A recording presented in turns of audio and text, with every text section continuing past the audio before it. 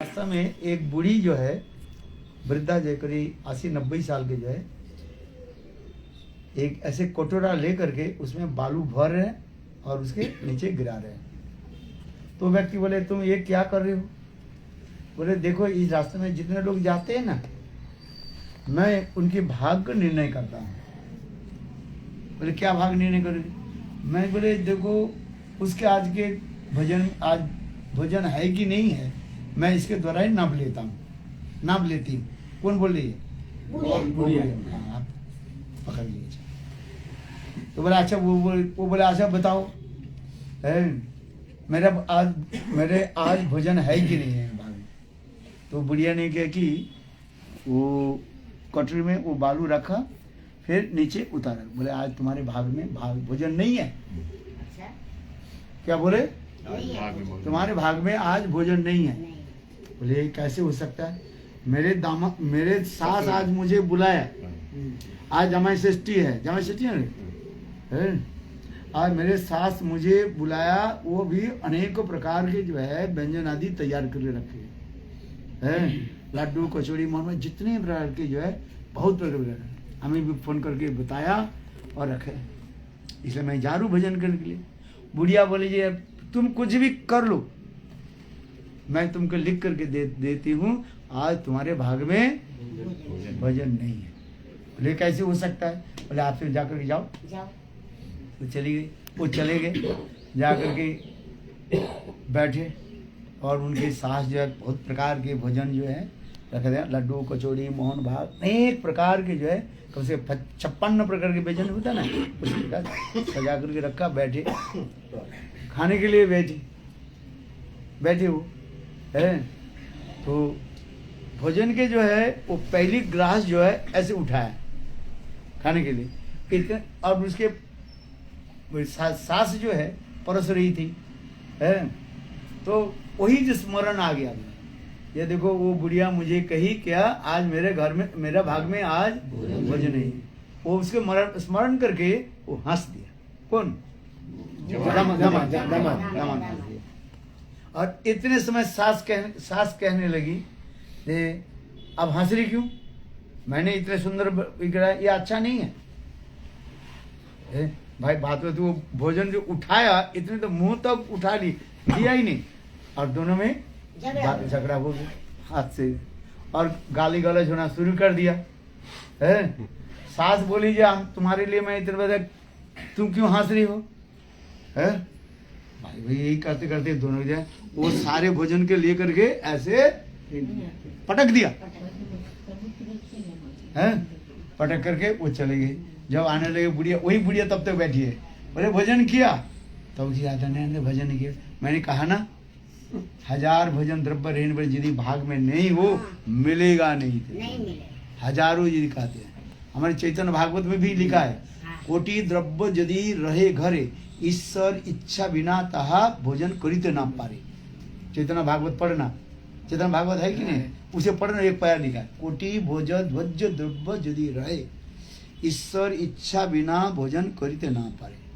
हिंदी में ट्रांसलेट यदि आपके अनेक प्रकार के भोजन सामग्री रहे, यदि भगवान की इच्छा नहीं हो आप नहीं कर सकते। बोलो वृंदावन बिहारी लाल।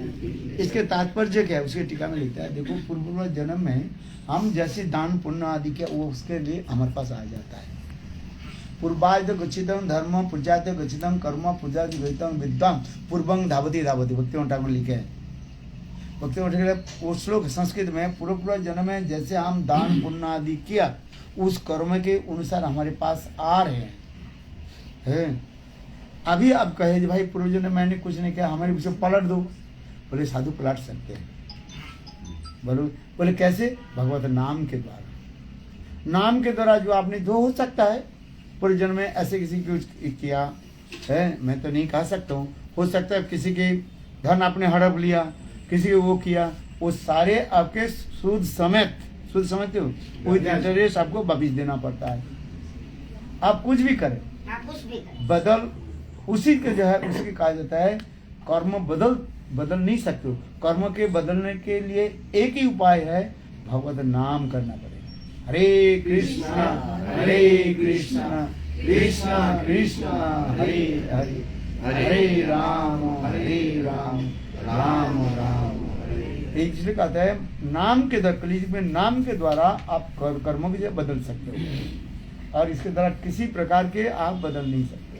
हजार आप प्रयास कर लिए, कर्म ज्ञान योग तपस्या आदि कुछ भी कर लिए, कर्म के बदल नहीं सकते। कर्म के बदलने के लिए एक ही उपाय क्या है? भगवत नाम है।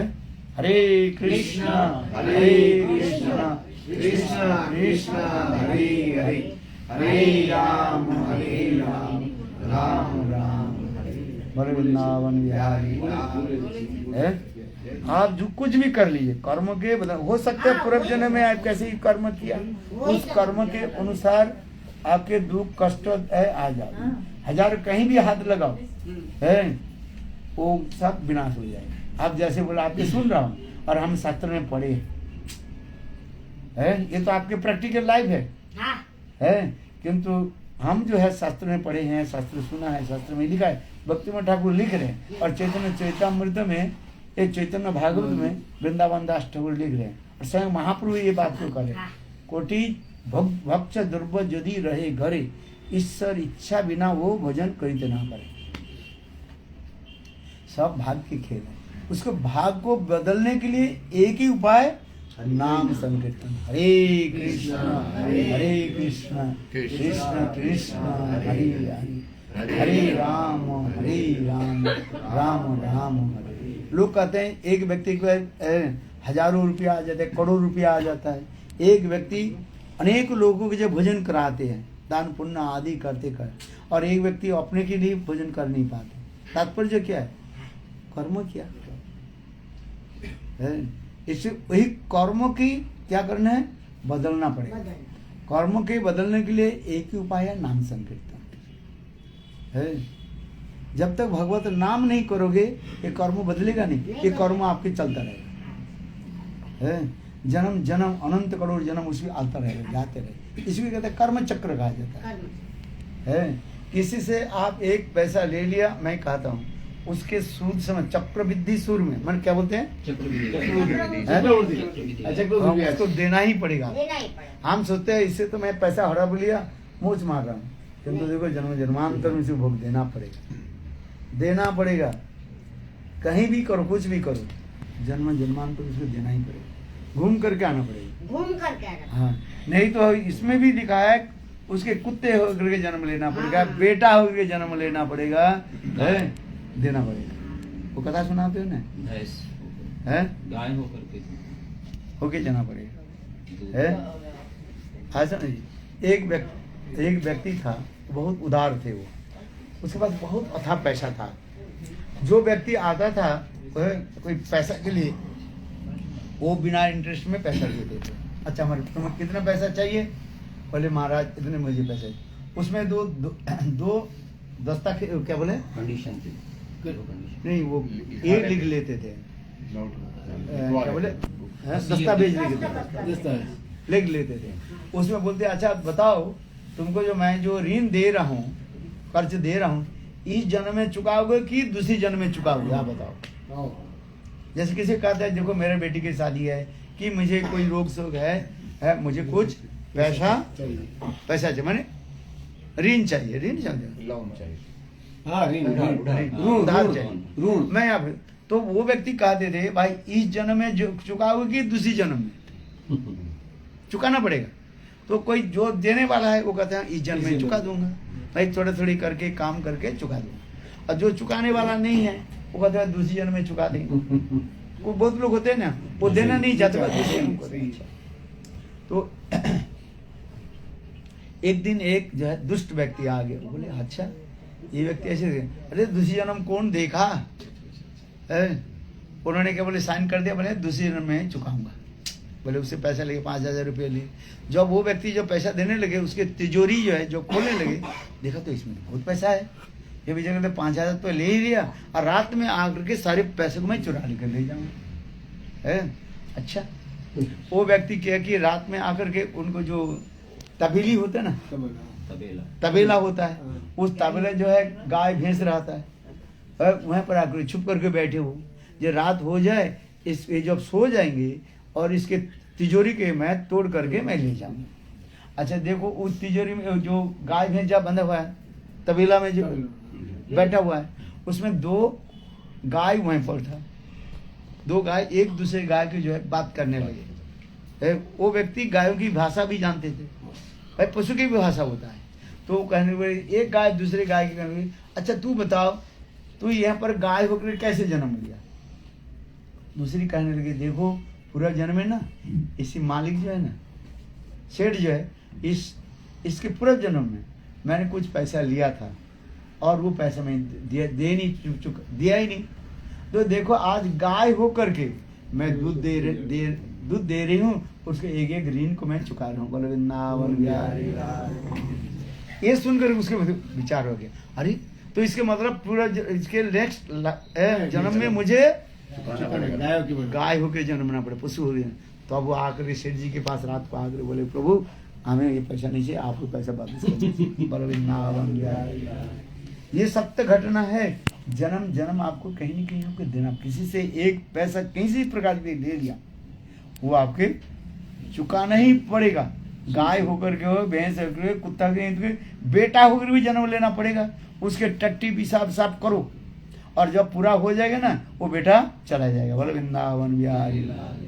इसी का तो एक जीवन है, कर्म चक्र है। हम लोग संसार में सब रह रहे ना, कुछ नहीं है, ये सब एक दूसरे के ऋण चुका रहे हैं भाई। वही लेना देना ही है और कुछ नहीं है। ये कहते हैं भगवान के भजन करो, सब लेना देना ऋण तुम्हारे समारे सब मुक्त हो जाएगा, और ये भगवान आदि संसार में आना नहीं पड़ेगा। नहीं तो इसी कहते कर्म चक्र कुछ नहीं है। कर्म चक्र उसी की कहते हैं, बार बार उसके आना पड़ता है आना ही पड़ेगा। 2 व्यक्ति जा रहे थे, अच्छा 2 मित्र जा रहे थे, चलते चलते एक जगह में देखा लटरी जो है 5-5 रुपया देख। ये सत्य घटना है जो ये अखबार में एक बार छपा था बहुत साल पहले से। 2 व्यक्ति जा रहे थे, 2 मित्र था, वो घनिष्ठ मित्र था। रास्ते में चले, देखा कर लटरी चल रहा था। लटरी में 5-5 रुपया दे करके दोनों एक लटरी की टिकट खरीद ली। उस लटरी की था 10 रुपया, वो 5 रुपया दे, ये 5 रुपया दिया। आश्चर्य की बात हुआ कि लटरी में इसके 1 लाख रुपया लग गया। भाग्य की खेल है। 1 लाख रुपया लोग लिए चले, दोनों भी करते। शाम तो हो गया, बोले इस निकट में एक होटल में हम रह जाते हैं। होटल में रहे, एक मित्र मन कुबुद्धि आ गया। एक मित्र बोले अभी तो किसी को पता ही नहीं है, नगद का हमें 1 लाख रुपया मिला, 50-50 हजार, इसको क्या मैं मार नहीं दूं, और 50 हजार मेरे भी है, मेरा पूरा ही हो जाएगा। है देखो होटल में तरह, और देखो होटल में क्या कि वो जानबूझ करके क्या बोले, मित्र के जो सरल मित्र था उसके बोले तुम यहीं पर रहो, मैं तुम्हारे लिए कुछ दूध लेकर के आता हूँ। वो दूध लेने के लिए गए, दूध लेकर के आए, और दूध में कुछ जहर मिला दी और अपने मित्र को जा पिला दिया, और मित्र मर गया। डॉक्टर के बुलाया, डॉक्टर पता नहीं, बोले इसको फूड पॉइजन हो गया सर। आज समझिए फूड पॉइजन हो गया। डॉक्टर बोलते, डॉक्टर उसे सर्टिफिकेट दे दिया, ये फूड पॉइजन में मर गया है। अच्छा, तो उन्होंने क्या कि अभी अपना जो एक 50 हजार और मित्र के 50 हजार, 1 लाख लेकर के घर में आ गया। घर में उसमें 10 हजार जो है अपने मित्र की जो है, परिवार के जो है उसमें जो संस्कार आदि होते हैं ना, दाह संस्कार आदि जो कुछ भी होता है उसके लिए सहायता कर दी। किंतु वो ये दिखाया, मित्र के परिवार लोगों को दिखाया ये मैं कितने मित्र के मैं कितने, किसी को ही पता नहीं, बिल्कुल जो किसी को पता ही नहीं। अच्छा, अभी उनके पास कितने पैसा हुआ? 90 हजार। अपना 50 हजार और मित्र की 40 हजार। 50 हजार रुपये, 90 हजार रुपये किसी को ही पता ही नहीं था। वो 90 हजार पैसा वो क्या कि फिर क्या करने लगे, बिजनेस शुरू कर दिया। बिजनेस क्या, देखते देखते बिजनेस इतने बढ़ने लगे, 1 करोड़पति बन गया वो। 2-4 साल में करोड़पति बन गया। उस समय करोड़पति है, बहुत अच्छी पैसा है। अच्छा देखो, इसके बाद उसके लड़का भी, और लड़का 23 साल के हो गया।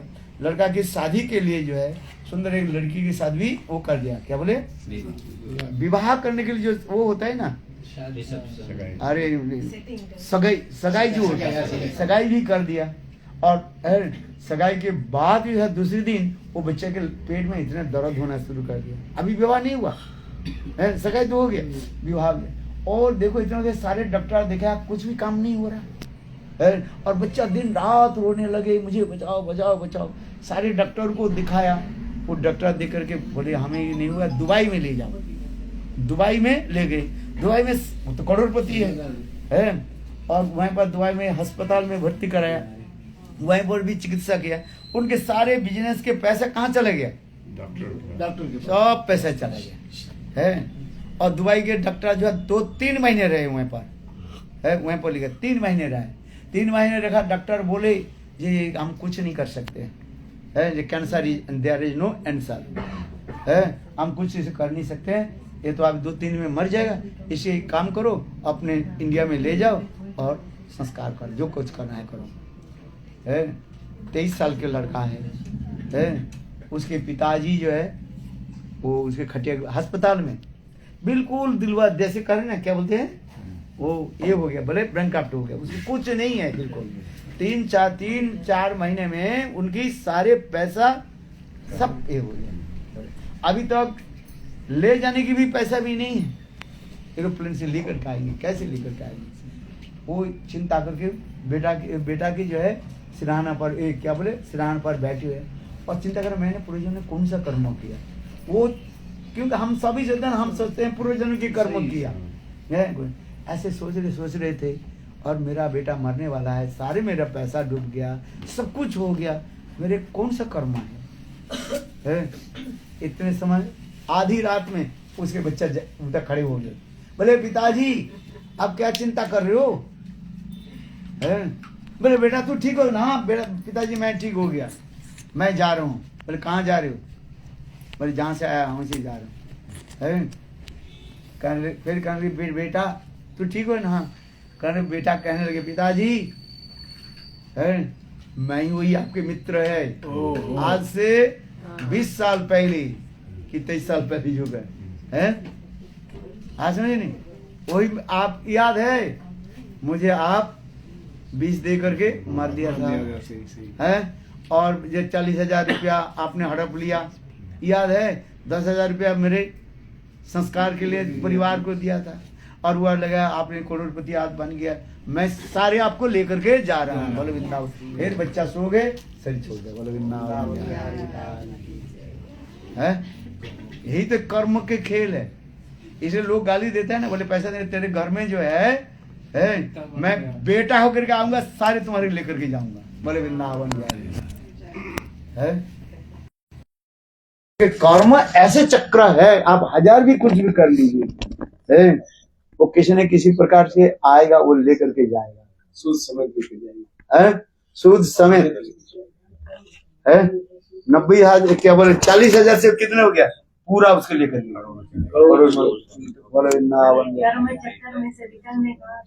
एक ही बाहे से कहते हैं भगवत नाम के द्वारा कर्म के जो है आप काट सकते हो, और किसी की तरह नहीं होगा। आप सारे ऋण को चुकाने के इसलिए तो श्रीमद् भागवत वही कह रहे हैं, देवर्षि प्रताप जतो मुकुंद एकमात्र भगवान मुकुंद के चरण में समर्पित हो जाओ, है आपकी कर्म चक्र नष्ट होगा और किसी से नहीं होगा।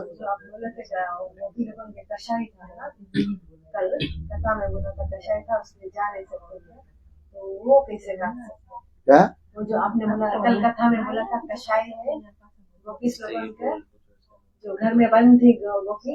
अरे गोपियों की कथा वो तो उनके कर्म नहीं है, गोपियों के कर्म नहीं है, वो तो प्रेम की उत्कर्षता आदि दिखाने के लिए वो तो है। गोपियों के कर्म समाप्त हो गए जब, तब तो गोपी से भी मिला ना।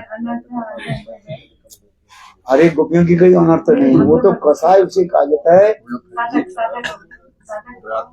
जो एक आप पहले सुन जैसे जो एक बार हरिनाम कर लेते नामाभास हो जाता है, सारे कर्म नष्ट हो जाता है। गोपियों के नामाभास नहीं, गोपियों तो पहले तो क्या थे, वो तो ऋषि मुनि थे, गोपी से भी जन्म लिया तो उनके कर्म नहीं है, वो तो केवल भगवत प्राप्ति के लिए कसाई कहा जाता है। कसाई समझते कि नहीं? कसाई मैंने वो काटने वाला कसाई नहीं, कसाई शब्द का पूर्व जन्म के सामान्य कहीं जो है कुछ भक्ति के कुछ बाधा आ करके वह रख जाता है, और उसके कहते प्रेम को आगे बढ़ाने के लिए गोपियों के साथ यहाँ पर तुलना नहीं होगा। गोपियों की तो कर्म चक्र कब नष्ट होगा? अभी तो वो गोपी बनी। कब तो गोपी बने हैं। आज समझो, वो भी कृष्ण के प्रकट लीला में दिखा रहे हैं। कृष्ण के प्रकट लीला में कृष्ण जब लीला किया तब गोपी शरीर प्राप्त हुई। उसके पहले शरीर क्या था? ऋषि शरीर था, मुनि शरीर था, ऋषिचरी मुनिचरी ये सब लोग थे। हजारों साल तक तपस्या थे, उनके कोई कर्म नहीं है, उनके कर्म के साथ यहाँ पर तुलना नहीं है। साधारण लोगों की जो कार्य है जीव के लिए कार्य है। आज समझिए, ये इसी के लिए कहा कर्म चक्र इतना साधारण नहीं। गोपियों के कर्म नहीं है, आप उल्टा सीधा समझ क्या बोले सिद्धांत में जाओ तो गलत हो जाएगा। गोपियों के लिए ये नियम लागू नहीं हो रहा। ये तो उनके कौप कर्म चक्र खत्म हो गया। अजामिल अपने बेटा के नाम रख दिया नारायण, और जिस दिन नारायण नाम जप करा उस दिन ही उनकी सब नष्ट हो गया, कर्म नष्ट हो गया। ये तो कहते नाम की इतने महीने, इसे कहते साधु के मुख से, शुद्ध महात्मा के नाम मुख से जो हरिनाम ले लेते हैं, वो नाम पहली बार नाम जप कर लेते हैं, बड़े सारे कर्म नष्ट हो जाता है। बाकी जो नाम करते हैं उससे सुकृति बनता है, वो सुकृति के बन से स्वरूप फिर कथा में रुचि होगा, और कुछ नहीं है। हम जितने भी कथा सुनाते हैं ना, ये आपके कथा में रुचि बनाने के लिए, और कुछ नहीं है।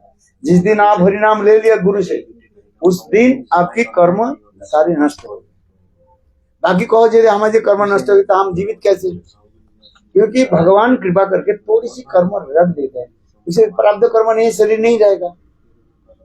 समझ में नहीं? हमारे यदि प्रारब्ध कर्म नहीं रहे, ये शरीर नहीं रहेगा, शरीर नहीं रहा भजन नहीं कर नहीं पाओगे। इसलिए भगवान जानबूझ करके थोड़े बहुत रख देते हैं, और दूसरी रखते कर्म इसलिए रखते उसके उत्कंठा बढ़ाने के, रोग शोक आदि दे देते हैं। यदि रोग शोक नहीं हो, आपकी उत्कंठा नहीं बढ़ेगा, है तो नहीं, किंतु भगवान जानबूझ करके थोड़ा बहुत रोग शोक दे देते हैं। क्योंकि जी यदि आपके रोग शोक नहीं हो, अब भगवान के कौन बुलाएगा? एक साधारण व्यक्ति के लिए और एक भक्त के लिए इतना ही अंतर है। आज कर्म सब नष्ट कर देगा, इसलिए तो करे बोले नामाभास में इतने शक्ति है, केवल एक नामाभास। हाँ, इतना नामाभास किसको कहा जाता है? अपराध नहीं है, किंतु अभी संबंध ज्ञान नहीं हो रहा। उस समय जो हरिनाम करते हैं उसे कहा जाता है नामाभास कहा जाता है। क्या बोला? अपराध नहीं है, कोई वैष्णव अपराध नहीं किया। अजामिल जीवन में पाप किया, किंतु कभी वैष्णव अपराध नहीं। आज यही तो अजामिल की कथा सुना रहे। अजामिल पापी थे, पाप किया, ठीक है, किंतु कभी वैष्णव अपराध नहीं किया, वैष्णव निंदा नहीं किया। जो वैष्णव निंदा करते हैं, वैष्णव के जन अपराध कर लेते हैं, उसके तो नामाभास दूर करते, उसे कुछ नहीं होता है। इसलिए तो कहा रहे, ये तो आपके समझ रहे। माधुर्य चकादमणि ग्रंथ पढ़ो, है कोई माधुर्य चकादमणि ग्रंथ ले आओ, है बहुत सुंदर, हिंदी में भी है, इंग्लिश में भी है। हाँ पढ़ो, आनंद आए, तत्व सिद्धांत उसमें लिख रहे। फिर विश्वनाथ चक्रवर्ती तब अजामिल जब नामाभास हो गया तो फिर वैसा के साथ क्यों रहा, छोड़ क्यों नहीं दिया? उसके लिए कह रहे हैं पूर्व अभ्यास होने के नाते। जैसे उदाहरण दे रहे हैं, एक विषधर जो सांप है, उसके जो है फ्रंक्स माने दांत को जो उखाड़ लिया जाए, वो बार बार तो कटेगा, किंतु उसमें विष है। ठीक उसी प्रकार इसकी पूर्वजन्म की अभ्यास के अनुसार हो सकते कुछ काम कर रहे, गलत काम कर रहे हैं, किंतु उसमें विष नहीं होता माने उसके। किंतु एक ही विचार जो देता है, कहीं वैष्णव की निंदा ना हो। वैष्णव की निंदा हो जाए तो आपके बिगाड़। शास्त्र में जितने भी कहते हैं नाम की अपराध के ऊपर सब विचार हो रहा है। नाम अपराध कहीं संत महात्मा की निंदा, इसे नाम अपराध में पहले क्या आ रहा है? शतांग निंदा। शतांग मैंने साधु की निंदा करना, वैष्णव की निंदा करना, इसकी निंदा करना नहीं चाहिए। आज भजन करो बस, किसी किसी की निंदा मत करो। निंदा किसको कहा जाता है, फिर भी इसको समझो, निंदा भी किसको कहा जाता है, जो वस्तु सत्य नहीं है उसके ऊपर आरोप लगाने निंदा कहा जाता है। एक व्यक्ति चोर नहीं है, आप जानते नहीं हो, उसको चोर कह के आप कह रहे हो, वो अपराध है, उसी के निंदा कहा जाता है। और ये व्यक्ति चोर है, चोर करे उसको अपराध नहीं, किंतु तथापि कह रहे हैं उसके आपके किसी पे निंदा भी मत करो। वो करे तो तुम्हारे क्या आ जाता है, वो चोरी किया तो वो भगेगा, तुम तो नहीं भोगोगे ना। इसलिए किसी की निंदा, इसलिए महापुरुष शंकर है कहा, निंदा पड़े कृष्ण कृष्ण, हमें एक दूसरे की निंदा करके फायदा क्या होगा, वो मरेगा। पर चर्चा में वही कहते हैं ना, और वही व्यक्ति उसको सुधार सकते हैं जो ऐसे उच्च स्तर पर पहुंचे हैं। हाँ समझ में, जो उच्च स्तर स्वयं माया में पड़े हुए हैं और दूसरे के क्या सुधरेगा वो, आप बताओ। जो स्वयं माया में पड़े हुए हैं वो दूसरे के सुधार नहीं करेगा, इसलिए कहते हैं किसी को परिणाम करो, तो जो करे उसके दंड वो भोगेगा, हमारे लेना देना क्या है। यदि आप की भजन की बल, उसे सुधारने के लिए भजन की बल है तो आप उसके सुधार सको। जो स्वयं तैरना नहीं जानते हैं और एक व्यक्ति पानी में डूब रहे हैं और उसके उठाने के लिए कहीं जाए, वो दोनों ही क्या करेगा। इसलिए शास्त्र में कहा भगत भजन करो। आज तब वहां कोई व्यक्ति छल कपट है, बोले ये छल कपट है, वैसे दूर रहो, निंदा नहीं है। आज बोले वृंदावन, इसलिए कर्म की नष्ट हो जाता है कब, एक नामाभास। नाम तीन प्रकार के नाम होते हैं, एक नाम अपराध युक्त नाम होता है, एक नामाभास होता है, एक शुद्ध नाम होता है। एक नाम अपराध है और एक नामाभास, और एक होता है शुद्ध नाम। शुद्ध नाम होता है प्रेम में आप डूब जाओगे एवं इसी कहते हैं नाम। नामाभास में अपराध सारे सब कुछ नष्ट, पाप सारे नष्ट हो, तो अभी संबंध ज्ञान नहीं होता, इसलिए भगवान की शादी में। इसलिए देखो उस समय उसके जो दीक्षा मंत्र आदि लेते हैं ना, उसके धीरे धीरे दीक्षा मंत्र आदि के द्वारा वो भगवान के साथ जुड़ते हैं और आगे चलते हैं। इसको दीक्षा माधुर्य में पढ़ो, बस अभी चलते हैं। बोले जय जय श्री राधे की जय।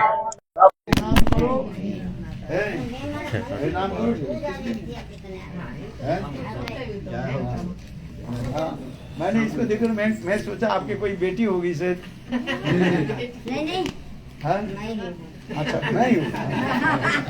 हाँ ये जैसे चले 24 शादी हुई थी ना। हाँ मैं तो यही उदाहरण देता हूँ, आपके 19 इयर्स के 19 साल के एक फोटो रखो और जब 91 हो जाएगा आपको पहचान में तब पता चलेगा। बोलो बिंदा, मैं सोचा आपकी एक बेटी होगी शायद।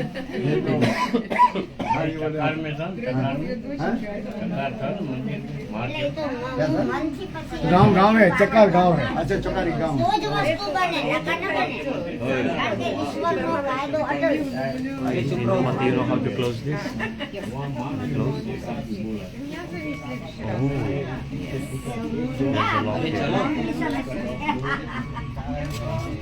जय हो जय हो।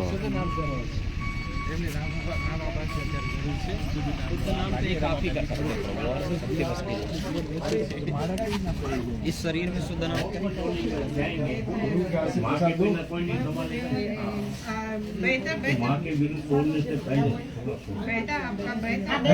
आप हरिनाम करो, भागवत में आ जाओ, सारे आपके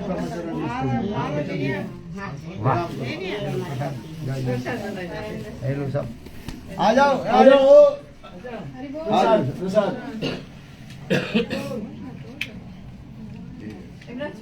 હા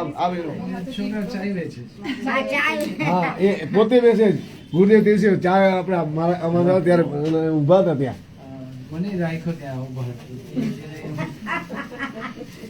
તમને અનુભવ થાય ને થોડોક ધંધો કેમ થાય છે? आ जाओ आज लो। कभी चाय बेचे नहीं तो आज बेचना। हाँ चाय हरि नाम करो, देखो आपके घर पैसा भी भर भर उनको जाए। एक बेटा को जय दे हो। दो। हैं? वो चाय बेचता है ना। चाय कोई बेटा बात नहीं, इसमें हो जाएगा हो जाएगा हो जाएगा। और बेटे कहाँ गए? इधर आओ। वो ना चाय चाय बेचने गया। चाय बेटे।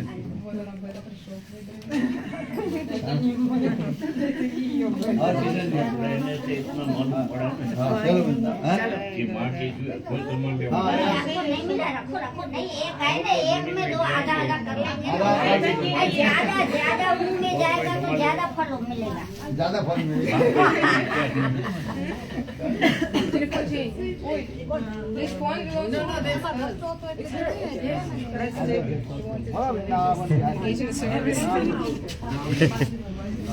दरवाजा खोल के किचन में सुबह से मुझे याद है हमारे जीवन की इतिहास बता दिया। हाँ? हाँ जी हाँ जी, चल चल। इनके जीवन में बताओ। वही है जो बता रहा हूँ मैं। वो बताएं तो इनके जीवन की इतिहास यही है। डायरेक्ट मकान के बेच करके दूसरे के दे दे वो लिखा। हाँ। आजा बता। एक पैसा भी नहीं दिया।